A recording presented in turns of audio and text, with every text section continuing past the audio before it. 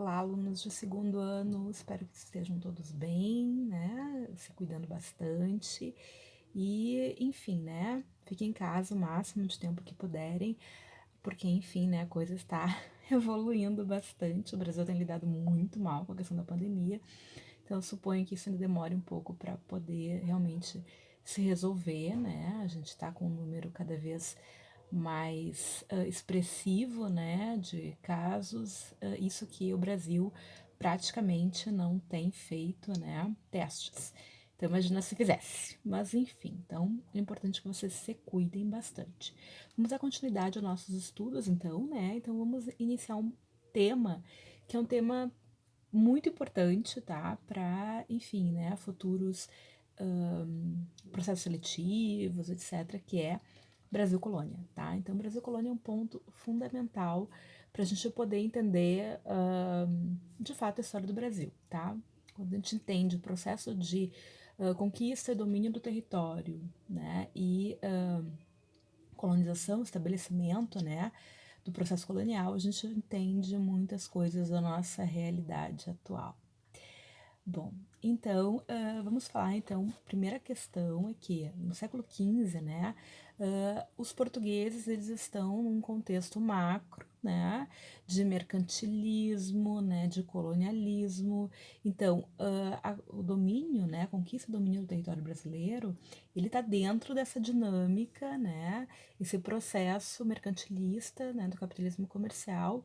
Então, ele está dentro dessa perspectiva imperial, né, que Portugal se coloca nesse momento, já que Portugal tem seus domínios na Ásia, tem domínios no continente africano, enfim, tá? E o Brasil vai ser mais um, né, pouco a pouco, claro, com o estabelecimento da colonização, enfim, né, ele vai ter um destaque, lógico, nessa dinâmica, mas é que quero que vocês entendam que o processo de colonização do Brasil ele não está separado do resto, né, dos domínios europeus, certo? Então ele é um projeto, basicamente, que está dentro dessa perspectiva, dentro dessa dinâmica, tá?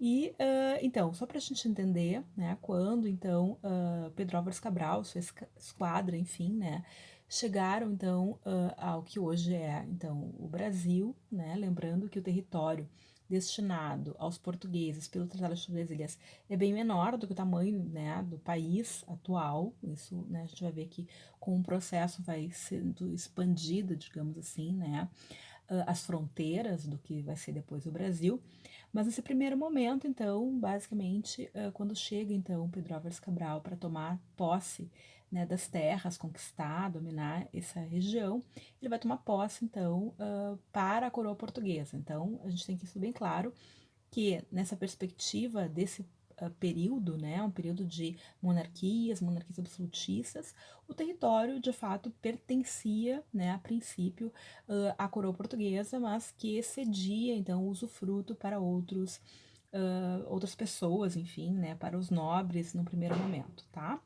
Então, basicamente, nesse início, né, 1500 até mais ou menos 1530, ou seja, são 30 anos ali, a gente vai ter um processo muito fluido, nós não vamos ter a colonização de fato, tá? Então nós vamos ter um momento mais exploratório. Por quê? Ao contrário da Espanha, que logo de cara encontrou, né, ouro, pedras preciosas, né, no seu território, os portugueses não encontraram nesse primeiro ensaio, digamos assim, nesse primeiro momento, tá?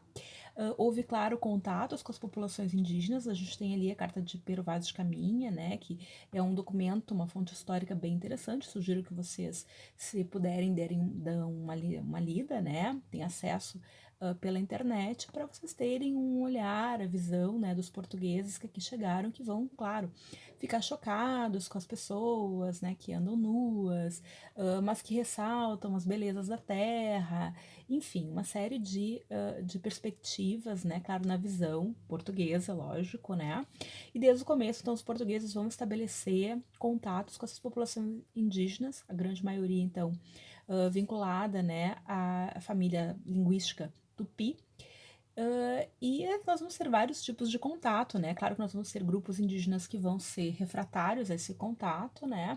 E outros que vão estabelecer, então, né, essa, digamos assim, esse contato mais, inclusive, amistoso. Até porque os portugueses sabiam que eles não poderiam chegar num local estranho, no qual eles não conhecem absolutamente nada, o que se come, o que pode comer, o que não pode comer, que tipo de plantas que tem, que tipo de perigos que tem, enfim, né, não poderiam sobreviver sem ter um tipo de relação amistosa com alguns grupos, algumas tribos, tá?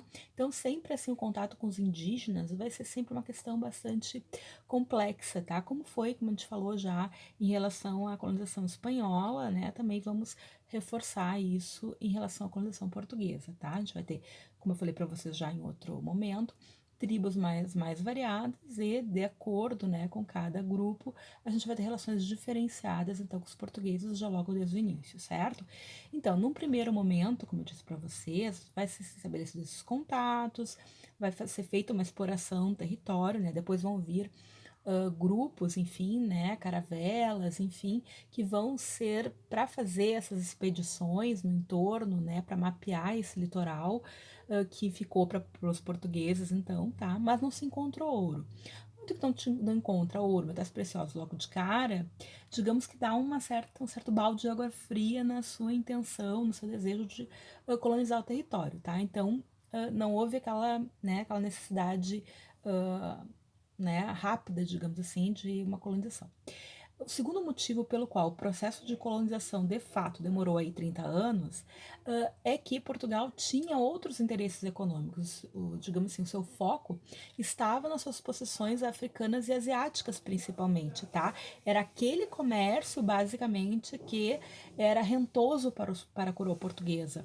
O comércio de marfim, o comércio de sedas, as especiarias que vinham da região da Índia, era o que realmente estava dando grana para Portugal. Então, nesse primeiro momento, né, não tem porquê, de fato, tu ter um esforço de colonização. A gente tem que lembrar que Portugal é um país pequeno, né, muito menor, né, que o Brasil, inclusive menor que o Brasil, que ficou para Portugal, digamos assim, pelo Tratado de Tordesilhas. Então é um país pequeno que não tem um volume populacional tão expressivo para um processo massivo de colonização. Então a gente tem essa situação, tá? Então nesse primeiro momento não há um interesse, digamos assim, tão, né, premente, assim, uma coisa que, preciso colonizar agora, né? Não tem isso. Então Portugal não encontrou ouro, né, e estava mais interessado no que lhe dava dinheiro, que era o seu comércio com as Índias. Mas é claro que, bom, não vou largar para as cobras, né? Vamos fazer algumas, digamos assim, algumas expedições, vão explorar o litoral, né, e vão verificar se há algum tipo de produto de interesse comercial nesse primeiro momento. E o produto que vai ser encontrado é um produto natural, né, e que tem um valor considerável, né, no mercado europeu, que é o pau-brasil, né, de onde vem depois, então, o nome Brasil, né, que vai se fixar, então, como o nome do país futuramente, certo? Então, o pau-brasil é uma árvore, né, que tinha, né, em abundância no litoral e de cujo caule, né, era extraído um tipo de tintura vermelha. Brasil é um termo que está vinculado a essa cor de brasa, de vermelho, tá? E a extração dessa tintura, ela era muito valorizada porque ela era usada para tingir as roupas na Europa, certo? A gente tem que lembrar que nesse período a gente vai começar a ter uma indústria têxtil incipiente e que, de um modo geral, as cores são cores assim, tipo do algodão cru. Então, as roupas geralmente são roupas acinzentadas, esbranquiçadas, então com uma cor assim meio sem graça, cor de burro quando foge, sei lá. Mas, né, aqueles que tinham a possibilidade de tingir suas roupas, né, era um processo caro, era um processo, então, que, digamos assim, dava status. Então, o pau-brasil, ele vai ser extraído, né, largamente nesse contexto, tá? Além disso, a gente vai ter, então essas expedições, que a gente chama de exploratórias, né, para explorar o litoral, para conhecer aquela região, e também as chamadas expedições guarda-costas. Por quê? Porque é claro que outras potências, França, né, Holanda, Inglaterra, enfim, né, vão querer procurar esse espaço, vão querer procurar um lugar, enfim, também para colonizar, e também tem que ter esse cuidado de guardar as costas, né, daquela região para não ser ocupada por outros, certo? Então, basicamente, esse é o processo inicial.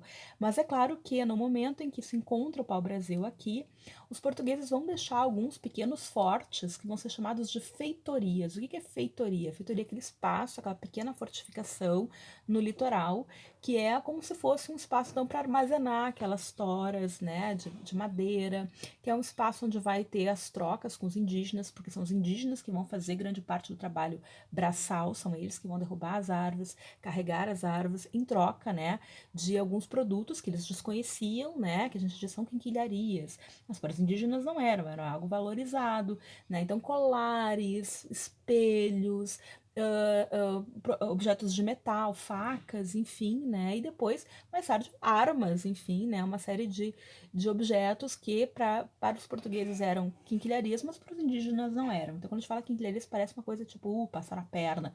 Mas não é assim, né? Cada grupo valorizava de uma forma diferente aqueles objetos, certo? Então, o que eram as feitorias? Eram esses espaços, eram essas fortificações que serviam tanto para guardar o litoral, quanto para armazenar esse espaço de trocas e de residência daqueles grupos que ficavam ali entre, né, os períodos de vinda, né, de navios portugueses. Certo? Continuamos então na próxima aula. Fiquem bem.